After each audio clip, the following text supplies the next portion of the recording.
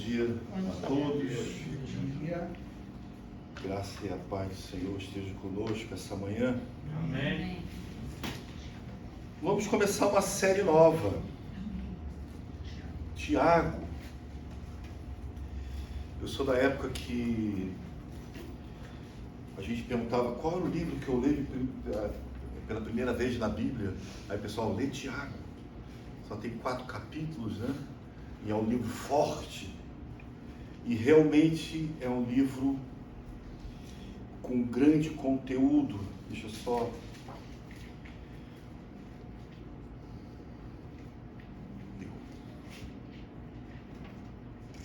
Então convido você a estar lendo comigo Tiago, capítulo 1, dos versículos 1 até o 18. 5 capítulos. Eu já contei com hoje, eu não contei com o de hoje. Vocês vão perceber, interessante, que ele vai falar, meus irmãos, no versículo 2, se nós no 19 ele vai falar, meus amados irmãos, no capítulo 2 ele vai falar, meus irmãos, no capítulo 3, meus irmãos novamente, né? Ou seja, essa carta, ela, diferentemente de algumas cartas que Paulo escreveu, ela foi escrita para a igreja.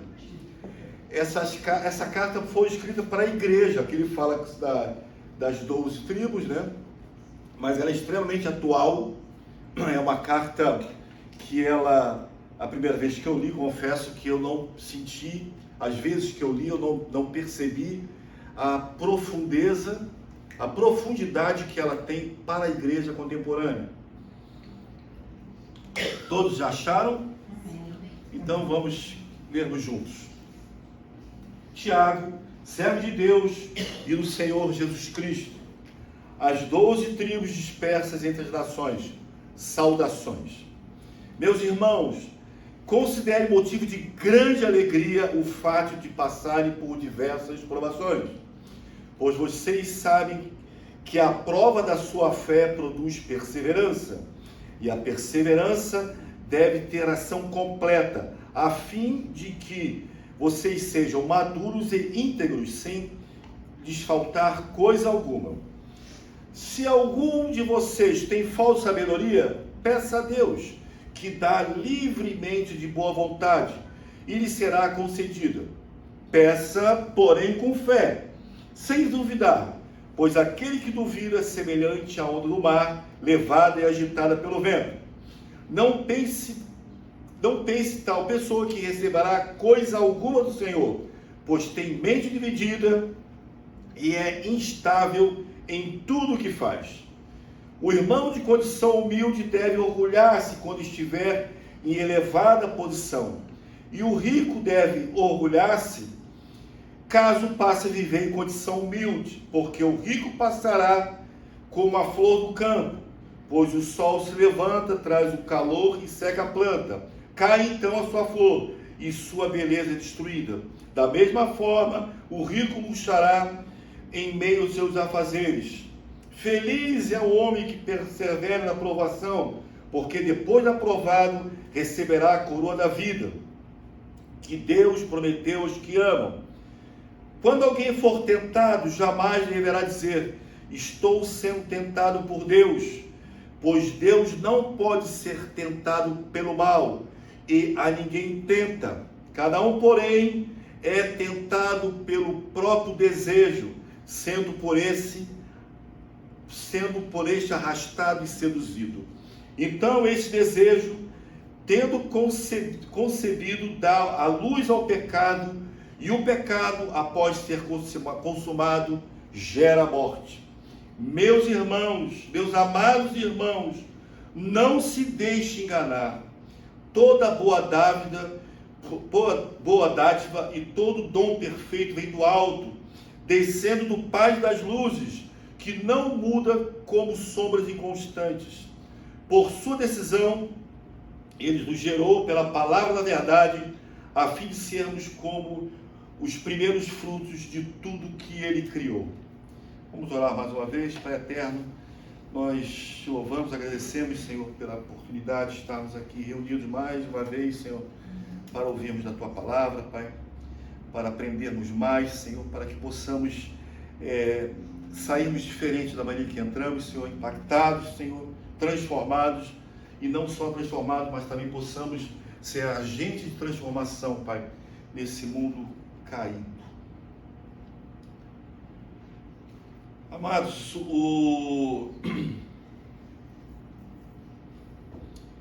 nós vamos ver algumas características desse livro, mas eu não quero falar todas, porque eu, na verdade, tentei aplicar essa palavra à igreja. Então, conforme a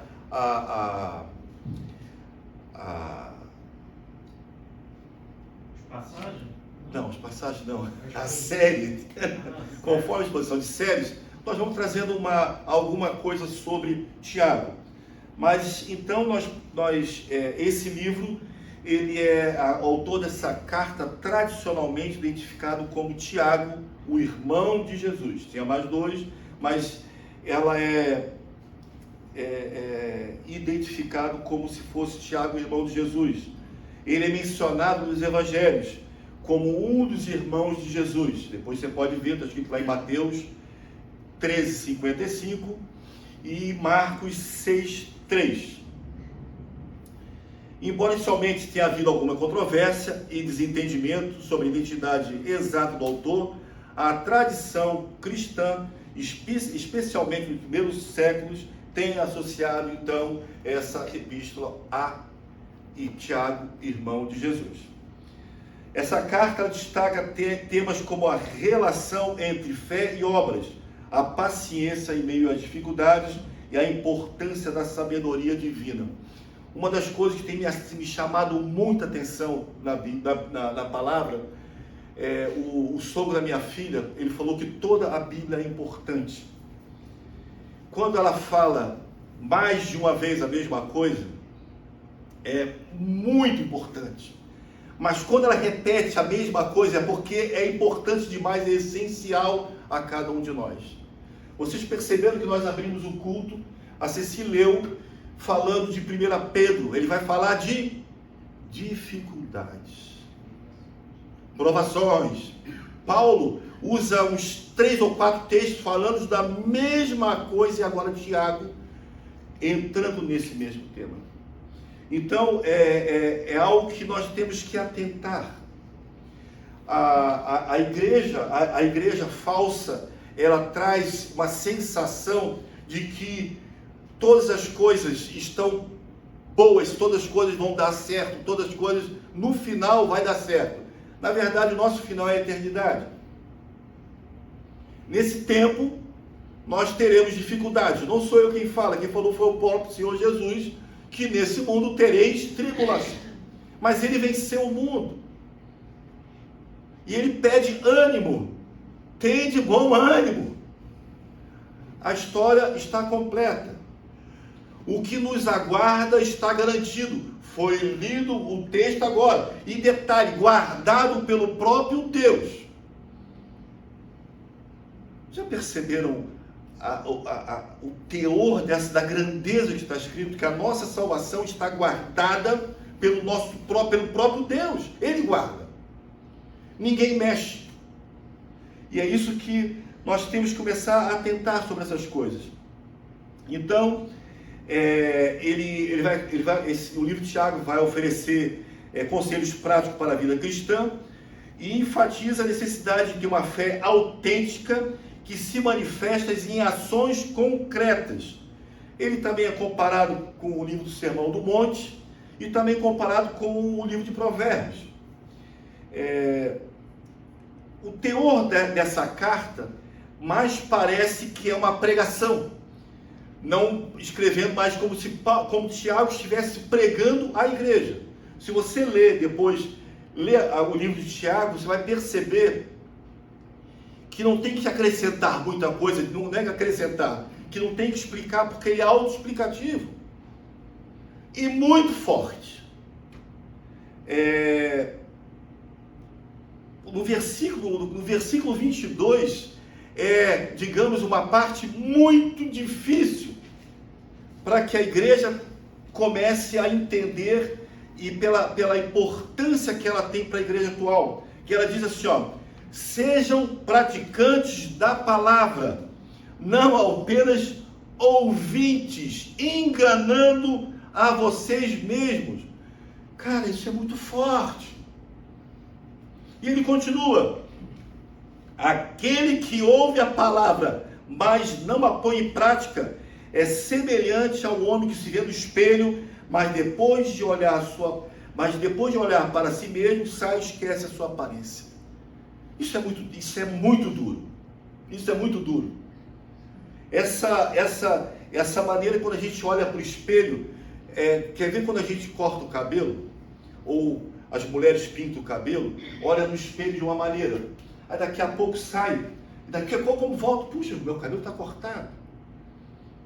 Você percebe como ele estava nessa comparação, que muitas vezes nos olhamos no espelho, saímos e assim compara com a palavra. A mesma maneira que muitas vezes nós olhamos a palavra, ouvimos a palavra, entendemos a palavra, mas não colocamos em prática, logo esquecemos. Logo esquecemos. O povo cativo do Egito, lembram? Chegou um momento que o povo virou, ai que saudade da cadeia, quase que falaram isso. O povo estava cativo, o povo passava dificuldades, Faraó tinha aumentado todas as dificuldades para eles saíram. Chega um momento que foram libertos, chega um momento que eles falam, ai que saudade do Egito. Muitas vezes nós também temos esse mesmo entendimento. Escutamos a palavra, saímos daqui cheios da palavra, chegamos lá fora, primeira curva do carro, já nem lembramos mais, nós já não colocamos mais em prática. Não sou eu que estou falando, essa palavra serve para mim sempre. E nós temos que estar atento ao que está escrito. Nós temos que ser verdadeiros cristãos, não somente na igreja, nós falamos isso na semana retrasada. Eu não posso ser crente somente aqui, eu tenho que ser crente aonde eu colocar o meu pé. Eu tenho que ser crente na minha casa com a minha esposa, eu tenho que ser crente aonde eu trabalho, aonde eu estudo, aonde eu faço as minhas coisas. As pessoas têm que reconhecer que eu sou crente. Você é reconhecido como um cristão? Ou você é um agente secreto? James Bond do Senhor? Eu conheci um cara que levava, que é bom, eu falei até, comentei com vocês, trabalhei com ele durante muitos anos, encontramos ele em Brasília num encontro, e eu encontrei com ele e falei, tu nem sabia que tu era crente? Ele sabia que eu era, mas eu não sabia que ele era. Ele nunca se identificou como um cristão. E o pior disso, a gente tem que tomar um cuidado grande, é o nosso comportamento. Nós temos que ter um comportamento diferente aonde nós estivermos. Nós somos sal, nós somos luz. Nós temperamos o destemperado, nós iluminamos a escuridão. Então, esse livro de Tiago, quando a gente começar a entender, ele não alivia. Porque é como se ele estivesse pregando aqui e falando para vocês todas essas coisas. Dada essa introdução, nós vamos ver então o versículo 1, que Tiago diz, Tiago, servo do Senhor, servo de Deus e do Senhor Jesus Cristo. Veja que ele não fala irmão de Jesus, ele fala que ele é servo de Deus e do Senhor Jesus Cristo. As 12 tribos dispersas entre as nações, saudações. Essas 12 tribos referem-se a judeus cristãos que possivelmente se converteram no Pentecostes e foram dispersos depois da morte de Estevão. A gente já sabe dessa história depois do Pentecostes. Paulo escreve aos Romanos também que acredito que essa igreja também de Roma, ela começou com o Pentecostes, né? E depois ela se separou. E ali ela começou a ser dispersa depois do martírio de Estevão. Ele foi apedrejado, condenado e apedrejado. Depois nós vamos ver no versículo 2 até o 4. Essa parte é muito importante para cada um de nós, que vai falar: meus irmãos, considere motivo de grande alegria. Essas coisas que deixam a gente meio desconcertado.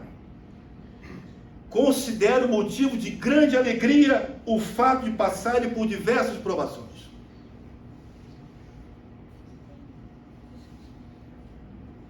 No entanto, a perseverança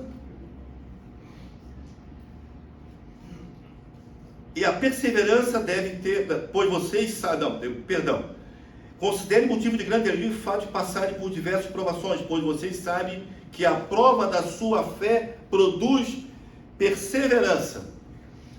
Interessante, essa grande alegria está ligada porque é o seguinte: ela vai conduzir a você uma grande perseverança. E ele explica: e a perseverança deve ser completa a fim de que vocês sejam maduros e íntegros, sem lhes faltar coisa alguma.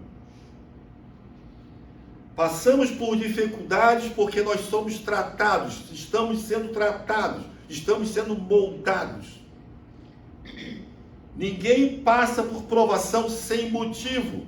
Aqui ele diz que a ação das provações para que nós perseveremos no que cremos. Perseveremos na nossa caminhada até a eternidade. Perseveramos diante do que temos aprendido.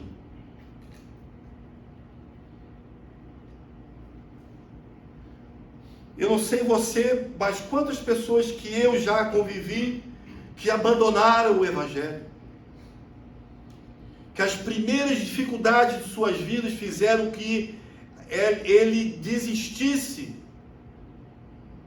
de caminhar no Evangelho. Desistiram de ler, desistiram de orar, desistiram de ter um entendimento verdadeiro da palavra, abandonaram a fé. Não sei quantos você conhece, eu conheço alguns, que ficou mais fácil. Outro dia uma pessoa falava assim: pois é, ainda bem que eu não sou crente. Eu falei: sendo crente ou não, as dificuldades virão. Sendo crente ou não, o juízo é igual. Ninguém, por não ser crente, não vai passar por essa dificuldade. Ah, eu não sou crente, não tenho um problema com isso, não é problema meu. Mas só que nós temos a vantagem. Nós somos tribulados, passamos por tribulações porque nós estamos sendo provados. E essa provação produz fé.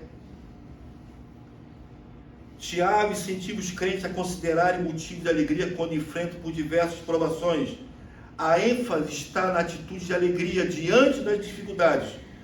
Não porque as provações em si são agradáveis, mas porque, através dela, a fé dos crentes é atestada e refinada.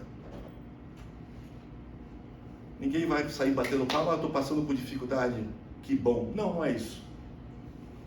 A alegria está diante da atitude, que através dela nós estamos sendo fortalecidos. A razão para encontrar alegria nas provações está no entendimento de que essas dificuldades são meios pelos quais a fé é testada e aprovada. Através dessas provações, os crentes desenvolvem perseverança, entendendo que essa ação é fundamental para a nossa vida e caminhada cristã. A perseverança desempenha um papel crucial na formação do caráter cristão. Ao perseverar nas provações, os crentes amadurecem espiritualmente e tornam-se melhores e completos. Nos tornamos melhores. Não estou dizendo que nós nos tornaremos bons, nos tornamos melhores. Olhamos para trás: quem era eu antes, o que eu sou agora. Olhe para você atrás, o que você era, o que você é hoje. Você se tornou melhor, com certeza. Nos tornamos melhores. Essa maturidade é alcançada através do processo de enfrentar e superar as adversidades com fé e paciência, e mostrar a importância de uma perspectiva positiva diante das dificuldades, reconhecendo sempre que Deus pode usar as provações para fortalecer a fé e mudar o nosso caráter.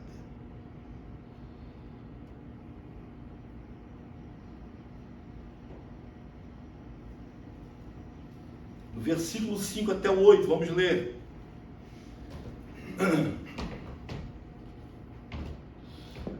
Uma coisa a gente tem que chama bastante atenção é a quantidade de versículos na Bíblia que fala, como eu falei no início, o mesmo assunto. O próprio Jesus falou que no mundo teríamos tribulação, mas que tivesse bom ânimo, porque apesar delas, o futuro está garantido e todas as dificuldades terão um fim completo. Louvado seja o Senhor. Está garantido que essas dificuldades terão um fim completo. Eu não vou ler novamente Apocalipse 21. Mas nós temos essa certeza. Não é uma esperança, é certeza. Que no fim, todas as dificuldades terão um fim completo. Todas. E ele continua, Tiago, nessa sua pregação. Versículo 8, 5. Se alguém de vocês tem falta de sabedoria, peça a Deus, que a todos dá generosamente sem reprovar ninguém, e lhe será concedida. Peça, porém, com fé, sem duvidar, pois aquele que duvida é semelhante à onda do mar, levada e agitada pelo vento. Portanto, não pense que tal pessoa receberá coisa alguma do Senhor, uma vez que tem a mente dividida e é instável em tudo que faz. Tiago aqui ele começa reconhecendo que alguns de nós podem enfrentar essas situações, mas que falta sabedoria para lidar com elas.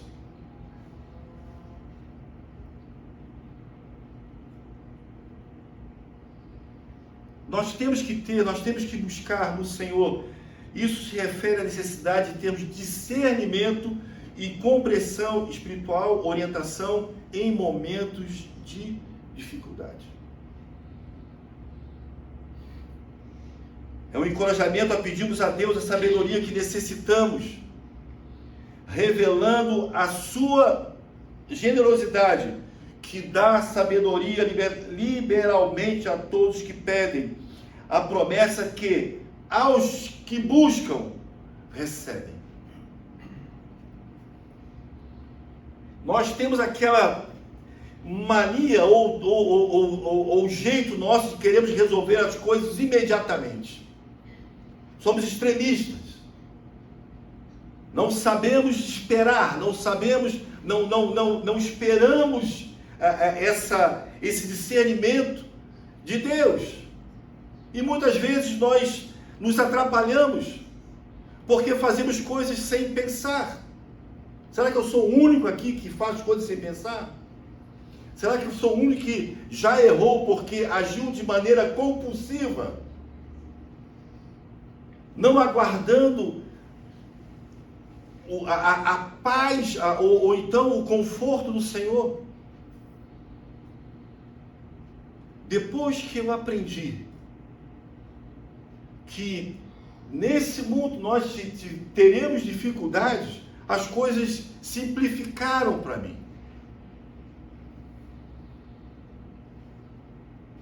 Porque elas não existem por minha causa.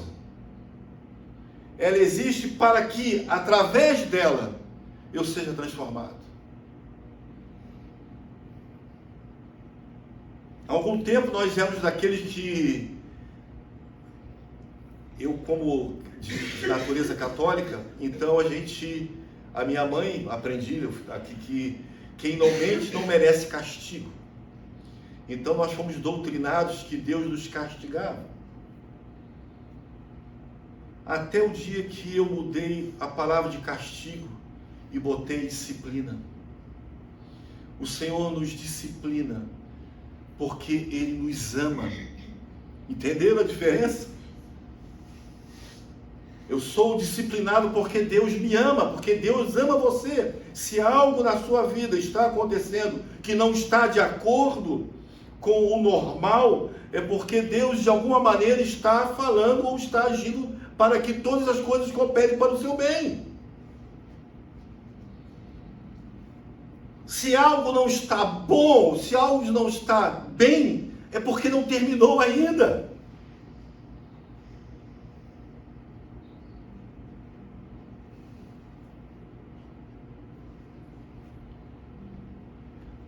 Essa dúvida que muitas vezes nós temos diante de como agir é descrito como vacilação e inconstância em todos os caminhos.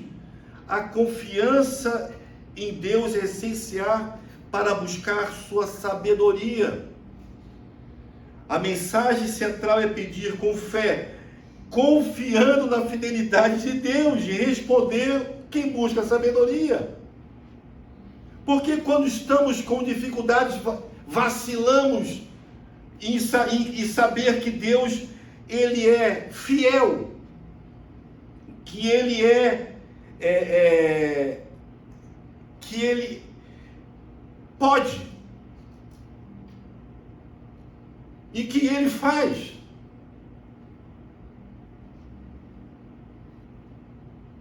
O tio da Edna faleceu antes de ontem,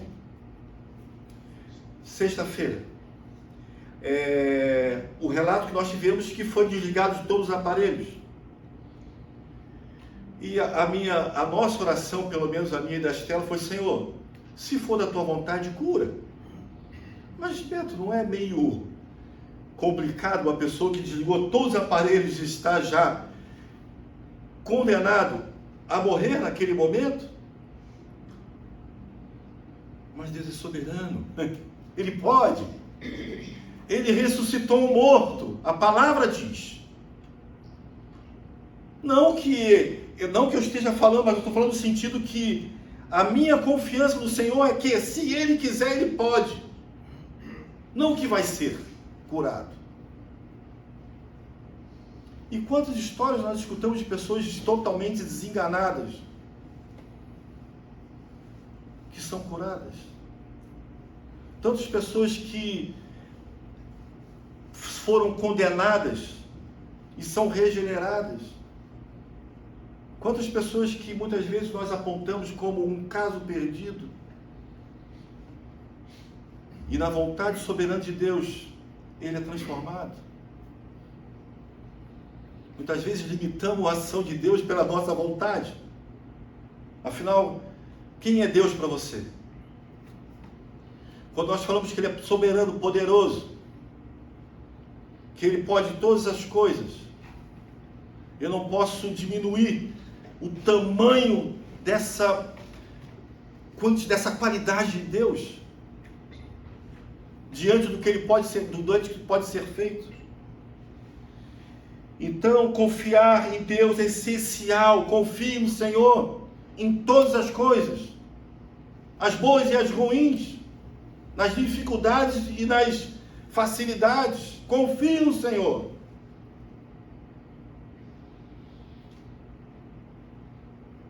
Versículo 9. O irmão de condição humilde deve orgulhar-se quando estiver em elevada posição. E o rico deve orgulhar-se caso passe a viver em condição humilde, porque o rico passará como a flor do campo. Pois o sol se levanta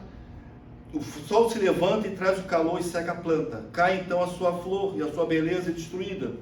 Da mesma forma, o rico murchará em meio aos seus afazeres.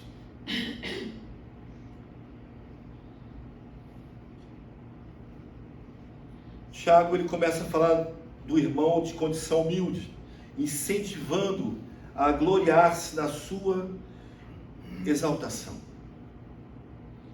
A verdadeira exaltação está em Cristo, independente das circunstâncias materiais. Glorie-se na sua exaltação, glorie-se na exaltação do Senhor. Não é o quanto eu tenho, é o quem eu sou. Não é o meu status social, mas é a minha condição de fé. Exalte ao Senhor. E da mesma forma, o rico é instruído a se gloriar na sua humilhação. Tiago alerta que a riqueza ela é efêmera e compara a flor da erva, que seca e desaparece. Há uma ênfase na fragilidade da natureza temporária das riquezas terrenas. Lembram na porta do templo? O mendigo pedindo esmola, o que foi respondido para ele? Eu não tenho ouro, eu não tenho prata.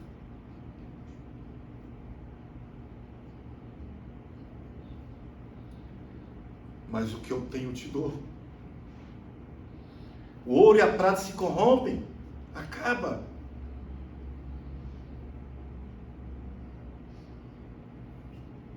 Mas a nossa exaltação jamais termina. E que foi falado para ele? Levanta em nome do Senhor Jesus. Não foi isso que foi falado? Levanta e anda.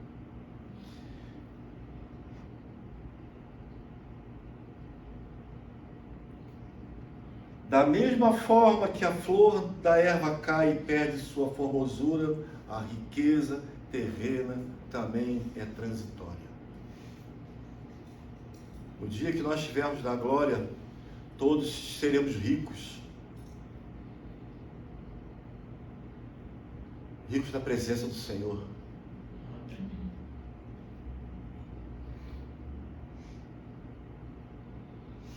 Esse versículo adverte contra a confiança excessiva nas riquezas materiais e exaltam a importância de uma perspectiva espiritual que transcende as circunstâncias terrenas.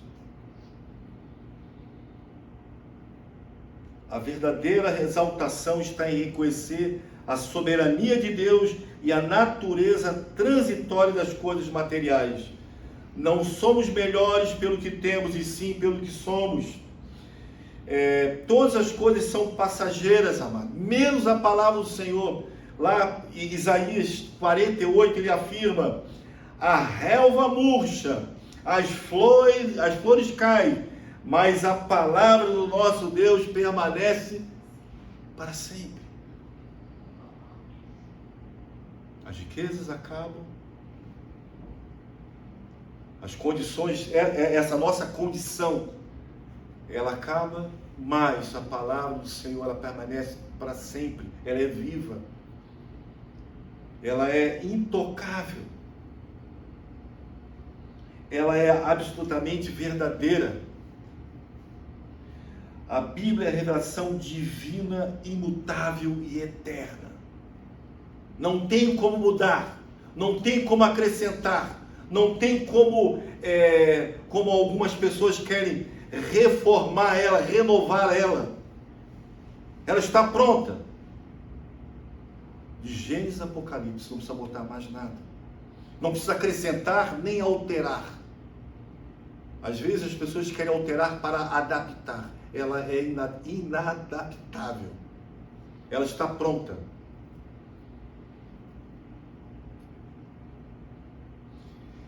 Muitas vezes, amados, diante ainda desse versículo, desejamos ter o que não nos pertence. Muitas vezes somos levados a querer aquilo que tínhamos, como isso fosse a essência da minha exaltação. Tem um louvor de uma certa ocasião que a gente cantava na igreja, que se chama Restitui. Não sei se alguém já escutou essa heresia, porque cantava: eu quero de volta o que era meu, o que foi levado. Amados, talvez se eu quisesse de volta o que era meu, não estaria aqui pregando hoje, estaria de repente dormindo porque a noite foi grande ontem. Eu não quero ser restituído daquela vida passada minha. E não desejo que você seja restituído da vida passada. Porque talvez você não estivesse aqui ouvindo a palavra do Senhor. Talvez você não tivesse sido despertado do sono. Como posso desejar algo que me consumia? Como posso desejar de volta algo que me afastava de Deus? Todas as dificuldades que nós passamos foi para que fôssemos atraídos por Ele.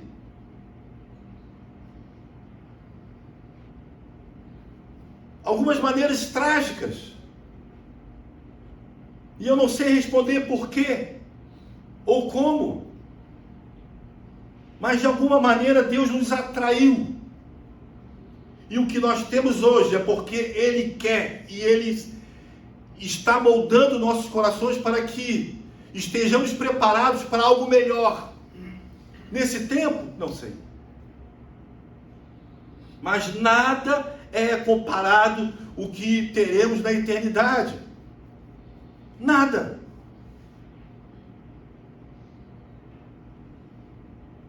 O homem busca a felicidade. Como eu sempre falo, Beto, você é um homem feliz? Eu sou um homem feliz. Não necessariamente estou feliz. Mas eu sou um homem feliz e você deve ser feliz porque você tem a esperança que naquele grande dia você será salvo. Aí todas as riquezas virão para a sua mão. Todas.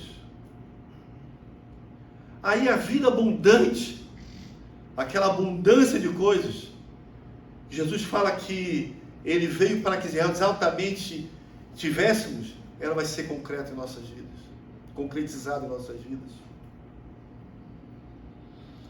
A nossa exaltação é Jesus Cristo, nosso Redentor e Salvador. Versículo 12 ao 15. Olha que interessante, ele vai falar de novo.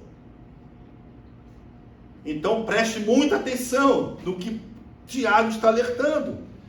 Bem-aventurado o homem que persevera na aprovação. De novo está falando de aprovação. E bem-aventurado.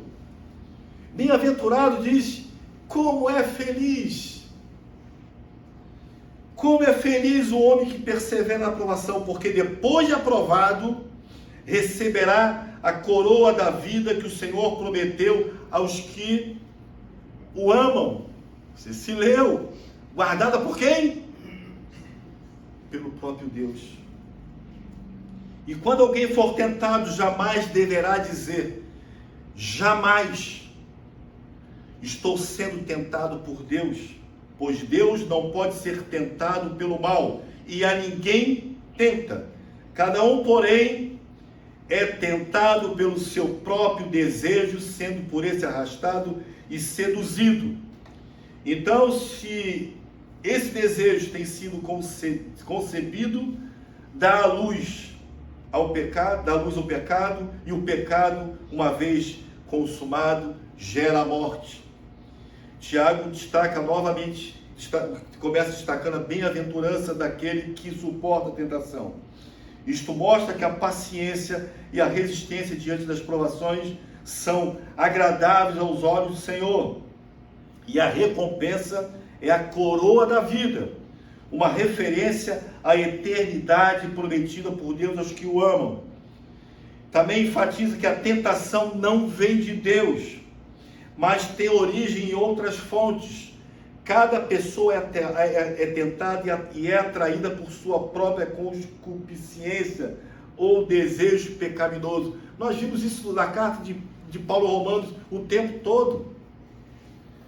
Aqui ele vai estar enfatizando a nossa responsabilidade na tentação, pois ela surge da inclinação pecaminosa interna de cada um de nós. Lembra, o pecado ele é premeditado. Ninguém sai na rua, vou pecar hoje. Se você está pecando porque você já gerou isso em você. Você já pensou nisso. Você já desejou isso. Nós vimos ali que o pecado, ele existe. Não vamos dizer que não pecamos, mas ele é algo que, nós falamos que ele é o quê? Acidental. Eu não posso pecar porque eu quero. E esses pecados, eles têm consequência na nossa vida. Consequências graves. O pecado, quando consumado, resulta na morte espiritual. Essa consequência destaca a seriedade e as consequências de ceder às tentações. Então, às vezes, nós temos aquela sensação que estamos fazendo algo escondido de Deus. É rapidinho, ninguém vai ver. É rapidinho, Deus não vai ver. Ah, vou fazer isso, mas Deus não vai ver. Tolo. Tolo. Quem pensa dessa maneira? Esses versículos alertam sobre a realidade das tentações na vida cristã e enfatizam a importância da resistência e da perseverança. A recompensa prometida para aqueles que o suportam das provações é a vida eterna. E ao mesmo tempo, essa passagem destaca a necessidade de reconhecer a própria responsabilidade nas tentações e compreender as suas consequências espirituais. Deus não tem nada a ver com isso. Se nós fazemos bobagem, é por nossa livre e espontânea vontade. É o arbítrio que vive em nós, não o livre, o arbítrio. Nós temos vontade, nós podemos fazer. Não posso escolher ser salvo, isso pertence somente ao Senhor. Mas eu posso escolher pecar ou não. Eu posso escolher matar ou não. Nós podemos fazer isso. Nós temos essa opção na nossa vida. De dizer não. Uma palavra tão pequenininha e tão difícil de falar. Uma tentação. Muitas vezes temos vergonha de falar, não quero. Roda de amigos, coisa e tal. Eu não quero ouvir isso, eu não quero isso, eu não quero participar disso.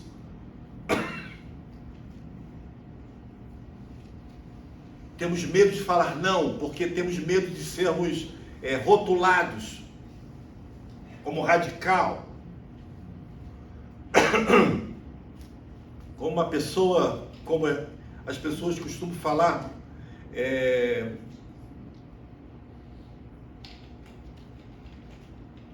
como é que as pessoas chamam os crentes mesmo? De quê mesmo?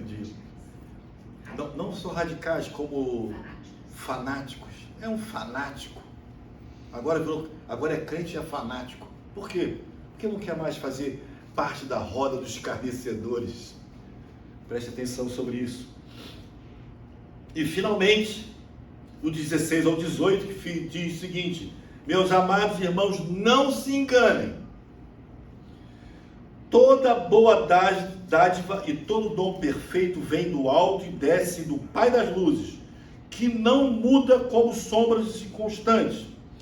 Por sua decisão, ele nos gerou pela palavra da verdade, a fim de sermos como os primeiros frutos de tudo que ele criou. Essa passagem aborda a natureza boa e constante de Deus como doador de todas as boas dádivas, em contraste com as tentações que têm origem nas concupiscências humanas. Ele nos adverte para que os irmãos não se enganem. Isso sugere a importância do discernimento espiritual e a necessidade da compreensão correta da natureza de Deus. Ele afirma que toda boa dádiva e todo dom perfeito vem do alto, descendo do Pai das luzes. Isso destaca a natureza generosa de Deus como doador de todas as coisas. Em Deus não há mudança nem variação. Esta afirmação é revelada a constância e a imutabilidade do caráter de Deus. Deus não muda. Ele é hoje, ontem, hoje e eternamente. A palavra de Deus, ontem, hoje e eternamente, não muda.